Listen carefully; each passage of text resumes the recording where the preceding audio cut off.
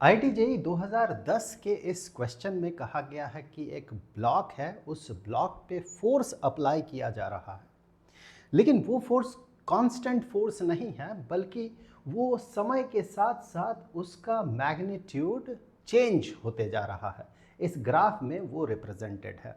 जैसे कि जब समय की शुरुआत है, यानी कि ऑब्जर्वेशन की शुरुआत हो रही है, उस समय फोर्स जो लग रहा है बॉडी पे वो 4 न्यूटन का है। वो घटते घटते घटते घटते 3 सेकंड बाद वो ज़ीरो हो जाता है फोर्स। उसके बाद फोर्स अपना डायरेक्शन बदलता है और उस बॉडी पे फोर्स 4.5 सेकंड तक लगता है। हमें ये पता लगाना है कि इनिशियली ब्लॉक अगर रेस्ट में था तो फिर 4.5 सेकंड बाद उस ब्लॉक को कितना काइनेटिक एनर्जी मिला। ओके, सो अ ब्लॉक जिसका कि मास 2 किलोग्राम है is free to move along the X axis के अलॉन्ग वो मूव कर सकता है। It is at rest, and from t is equal to 0 onwards, it is subjected to a time dependent force F, function of force, in the x direction, यानी कि पहले तो x direction के along positive force लगेगा, यानी कि force इस direction में लगेगा, फोर्स का मैग्नीट्यूड घटते घटते ज़ीरो होगा, फिर फोर्स अपना डायरेक्शन चेंज करेगा, क्योंकि देखिए यहाँ पर नेगेटिव फोर्स हमें दिख रहा है, यानी कि नेगेटिव यानी कि फोर्स का डायरेक्शन अपोज्ड हो जाएगा। वो समय के साथ साथ वेरी कर रहा है, इस ग्राफ में वो रिप्रेजेंटेड है। हमें पता करना है kinetic energy of the block after 4.5 seconds. Okay, तो यहाँ पर हम क्या कर सकते हैं, देखिए अलग अलग अप्रोचेस हो सकता है। जो सबसे पहले दिमाग में आने वाला अप्रोच जो है वो ये कि हम पहले तो इस ब्लॉक को ड्रॉ कर लेते हैं, इस ब्लॉक को, और इनिशियली ब्लॉक था यहाँ पर, सो पहले ब्लॉक को हम लोग ड्रॉ कर लेते हैं। ये ब्लॉक है, इसे थोड़ा सा कलर फिल कर देते हैं। सो ये रहा ब्लॉक और ये रहा ग्राउंड, और ये ब्लॉक मूव करेगा। यहाँ पर जब ऑब्जर्वेशन की शुरुआत हो रही है वहाँ पर टाइम इज इक्वल टू 0 और इसका स्पीड 0 है, यानी कि ये रुका हुआ है, इसका काइनेटिक एनर्जी 0 है। अब इस पे जो फोर्स अप्लाई हो रहा है, इस पे अप्लाइड जो फोर्स है that is along the X direction, और उस वो फोर्स जो है ये it is a function of time. So ये फोर्स टाइम का किस तरह का फंक्शन है, अगर हम ये पता लगा लेते हैं एग्जैक्ट फंक्शन ऑफ टाइम कि force is equal to some function of time, तो फिर यहाँ से चूंकि ब्लॉक का मास गिवन है तो यहाँ से हम इस बॉडी का एक्सेलरेशन पता कर सकते हैं। ऑफ कोर्स वो भी टाइम का ही एक फंक्शन होगा, मतलब टाइम डिपेंडेंट होगा वो, ठीक है। वहाँ से हम अगर एक्सेलरेशन यहाँ हमें पता हो, इस बॉडी पे जो एक्सेलरेशन रहेगा वो अगर हमें पता हो, तो फिर हम एक सर्टेन समय में उसमें कितना वेलोसिटी आएगा उस बॉडी पे ये हम कैलकुलेट कर सकते हैं बाय इंटीग्रेटिंग। हमें पता है कि dv dt एक्सेलरेशन होता है, तो dv is equal to acceleration into dt, तो फिर दोनों तरफ इंटीग्रेट कर दें, चूंकि एक्सेलरेशन टाइम का फंक्शन है, सो फंक्शन ऑफ टाइम के साथ dt मल्टीप्लाइड है, तो दोनों तरफ इंटीग्रेट कर दें तो v इज इक्वल टू हमें वैल्यू मिल जाएगा, v का वैल्यू कितना होगा। इस तरह से हम इसे अप्रोच कर सकते हैं, वो एक तरह का अप्रोच है। पहले इस अप्रोच को ले लेते हैं, फिर आगे दूसरा जो तरीका होगा उस पर बात करेंगे। ओके, सो सिचुएशन तो हमें यहाँ पर मिल गया है, तो हम यहाँ से क्या करते हैं, इसे मूव कर लेते हैं दूसरे पेज पे। ओके, सो हमें जगह मिल जाएगा अभी। सो सबसे पहले हम क्या करेंगे, यहाँ पर ये फोर्स जो है टाइम का किस तरह का फंक्शन है, मतलब फोर्स के लिए एक्सप्रेशन कैसा होगा, वो हम सबसे पहले तो वो हम लिख लेते हैं। सो यहाँ से अगर आप देखें तो this is a straight line, तो इसका स्लोप जो है वो कांस्टेंट है, and that slope would be, अगर हम इसका स्लोप पता करें तो कैसे पता कर सकते हैं, इस स्ट्रेट लाइन में कहीं भी 2 पॉइंट्स ले लें अपने सहूलियत के हिसाब से, जैसे मैंने ये पॉइंट ले लिया और ये पॉइंट ले लिया स्ट्रेट लाइन पे। अब इस पॉइंट से इस पॉइंट तक जाना है, शर्त यही है कि we can move along the X axis and along the Y axis only. So यहाँ से हम, या फिर parallel to X axis and parallel to Y axis only मुझे कहना चाहिए। अगर वैसा हुआ तो फिर हम यहाँ से अलोंग द वाई एक्सिस इस तरह से मूव करेंगे पैरेलल टू वाई एक्सिस, तो हम 4 यूनिट मूव कर रहे हैं। 4 न्यूटन है, देखिए ये 0 है, 4 न्यूटन 4 यूनिट हमने मूव किया। और यहाँ से अगर हम मूव करते हैं यहाँ तक 3 सेकंड है, ये पॉइंट 3 सेकंड को रिप्रेजेंट कर रहा है, तो ये 3 यूनिट का हुआ। तो ऑब्वियसली ये स्केल पे नहीं है। सो अगर हम यहाँ स्लोप पता करें तो चूँकि हम यहाँ से ऊपर से नीचे की तरफ जा रहे हैं, तो हम यहाँ कहेंगे हमें -4 यूनिट मूव करना पड़ा, और ये पॉजिटिव डायरेक्शन में मूव कर रहे हैं तो पॉजिटिव 3 यूनिट मूव करना पड़ा। तो हम यहाँ से कह सकते हैं कि स्लोप जो है, slope is equal to change in y divided by change in x, so -4/3, so that is the slope. अब स्ट्रेट लाइन के लिए इक्वेशन अगर देखें तो y is equal to mx के तौर पे अगर इसे रिप्रेजेंट करें, y के बदले f और x के बदले t, तो उस फॉर्मेट में हमें मिलेगा f is equal to slope into t, x के जगह पे t और y के जगह पे f।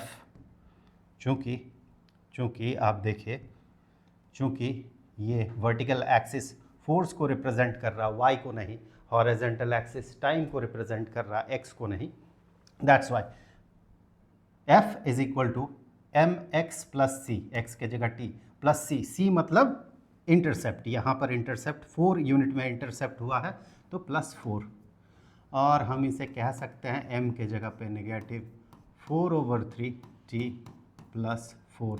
सो फोर्स के लिए हमें जो एक्सप्रेशन मिला वो कुछ इस तरह का एक्सप्रेशन मिला है। अगर आप इसे टेस्ट करना चाहते हैं यहाँ पर तो टेस्ट करके देख लीजिए। At time is equal to 0 force should be 4 unit, 4 unit का होना चाहिए। So at time is equal to 0, तो यहाँ पर 0 पुट करें तो ये कैंसिल हो जाएगा, 4 बचेगा, f इज इक्वल टू 4, ठीक है, वो भी ठीक है।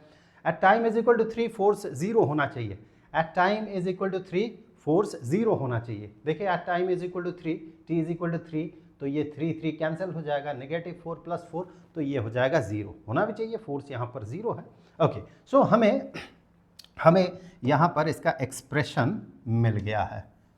सो हमें इसका एक्सप्रेशन मिल गया है फोर्स के लिए। अब जैसे कि हमें पता है कि एक्सेलरेशन जो होता है, acceleration is equal to force divided by mass, and mass इस बॉडी का 2 यूनिट का मास है, 2 यूनिट का मास है, तो हम कहेंगे कि acceleration is equal to f को 2 से डिवाइड कर दे, तो इस पूरे एक्सप्रेशन को 2 से अगर डिवाइड करें, मैं यहाँ पर लिख देता हूँ f डिवाइडेड बाई 2, यानी कि -2/3 t + 2, तो ये एक्सेलरेशन का एक्सप्रेशन हमें यहाँ से मिल गया। हमने f को 2 से डिवाइड कर दिया because mass is equal to 2 units. Okay, acceleration हमें मिल गया। हमें क्या करना है, हमें यहाँ पर 4.5 सेकंड बाद, ऑब्वियसली बॉडी में एक्सेलरेशन है तो बॉडी तो मूव करेगा, तो 4.5 सेकंड बाद यहाँ से ऐसे बॉडी मूव किया, और लेट्स से कि 4.5 सेकंड बाद बॉडी यहाँ पर पहुँचा, और यहाँ पर हम मान लेते हैं कि इस बॉडी में कुछ वेलोसिटी है, दैट वेलोसिटी इज़ v0। वही v0 हमें कैलकुलेट करना है, और फिर ½ into mass into velocity square या स्पीड का स्क्वायर, उससे हम इसका काइनेटिक एनर्जी पता कर लेंगे। ओके, सो एक्सेलरेशन से टाइम तक हमें एक्सेलरेशन से हमें वेलोसिटी तक पहुंचना है, स्पीड तक पहुंचना है, तो हम कौन सा अप्रोच लेंगे। हमें ये पता है कि dv/dt is equal to acceleration, हमें ये पता है कि dv/dt is acceleration. We know that dv/dt is acceleration and acceleration is function of time, so हम बड़े आसानी से कह सकते हैं dv is equal to a into dt। Acceleration अगर टाइम का फंक्शन होगा तो उसके साथ t मल्टीप्लाइड है, तो हम उसे इंटीग्रेट कर सकते हैं आसानी से। अब यहाँ पर स्पीड पता करने के लिए या वेलोसिटी का मैग्नीट्यूड पता करने के लिए हम दोनों तरफ इंटीग्रेट कर दें अगर, तो हमें यहाँ से मिलेगा integration of D V is equal to integration of A D T. अगर आप लिमिट देखें, लिमिट होना क्या चाहिए, यहाँ वेलोसिटी इनिशियली ज़ीरो और फाइनली यहाँ पर वेलोसिटी वी नॉट, तो ज़ीरो टू वी नॉट, और यहाँ टाइम है डी टी है, तो टाइम का लिमिट देखें, ज़ीरो समय से लेके 4.5 सेकेंड तक, ज़ीरो से लेके 4.5 तक। अब इंटीग्रेट करें। अब जब हम इंटीग्रेट करेंगे इसे, तो डी वी को इंटीग्रेट करने से हमें मिलता है v, सो लिमिट पुट करें 0 to V naught is equal to, इसे इंटीग्रेट करने के लिए हमें फंक्शन लिखना होगा यहाँ पर -2/3t plus 2 dt and limit is 0 to 4.5। अब यहाँ से आगे इसे जब upper limit V naught put करेंगे माइनस लोअर लिमिट 0 पुट करेंगे तो हमें यहाँ पर वी नॉट मिलेगा, because V naught minus 0 is V naught. अब इसे इंटीग्रेट करना है। इसे इंटीग्रेट करने के लिए आप देखिए, ये जब इंटीग्रेटेड होगा, this one multiplied with D T integrated होगा, सो ये तो कांस्टेंट है -2/3, और t को इंटीग्रेट करें, t dt को इंटीग्रेट करें तो हमें मिलता है t² डिवाइडेड बाई 2, और यहाँ पर आप लिमिट बैठा दें फ्रॉम 0, चलिए पूरा करने के बाद लिमिट बैठाते हैं, पूरा लिखने के बाद, और इसे 2 dt, इसे जब हम इंटीग्रेट करेंगे तो हमें मिलता है 2t। अब बैठाएं लिमिट, अब लिमिट 0 टू 4.5, तो यहाँ से देखिए 2 और 2 कैंसिल हो जाएगा। सो इसे मैं ऐसे लिख लेता हूँ, पहले 2t minus t² divided by 3 and limits 0 to 4.5। Okay, ठीक है। सबसे पहले तो अपर लिमिट यहाँ पर पुट करते हैं, माइनस लोअर लिमिट 0 पुट करेंगे, तो जब लोअर लिमिट 0 पुट करेंगे पूरा एक्सप्रेशन 0 हो जाएगा, तो उसे पुट करके फिर लिखने का मतलब नहीं बनता, सिर्फ अपर लिमिट यहाँ पर पुट कर दें। So that is equal to 2 into 4.5 is 9 minus 4.5 into 4.5 का स्क्वायर डिवाइडेड बाई 3, और 3 गुना 1.5 होता है 4.5, तो 4.5 गुना 1.5, ठीक है। यहाँ पर 4.5 पुट करें तो 2 इंटू 4.5 इज़ 9, एंड यहाँ पर 4.5 पुट करें तो 4.5 का स्क्वायर, 3 इंटू 1.5 1.5 इज़ 4.5, तो 4.5 इंटू 1.5 बचा हुआ है। इसे कैलकुलेट करना मुश्किल नहीं है, आसान ही है। आप देखें, आप इसे कह सकते हैं 4.5 इंटू 2 माइनस 4.5 इंटू 1.5 1.5, यानी कि ये बन जाएगा 4.5 इंटू 0.5, 4.5 इंटू 0.5, यानी कि 4.5 का आधा 2.25, ओके। सो ये तो वी नॉट है, हमें काइनेटिक एनर्जी पूछा गया था। सो काइनेटिक एनर्जी के लिए, kinetic energy of the block is equal to half into mass of the block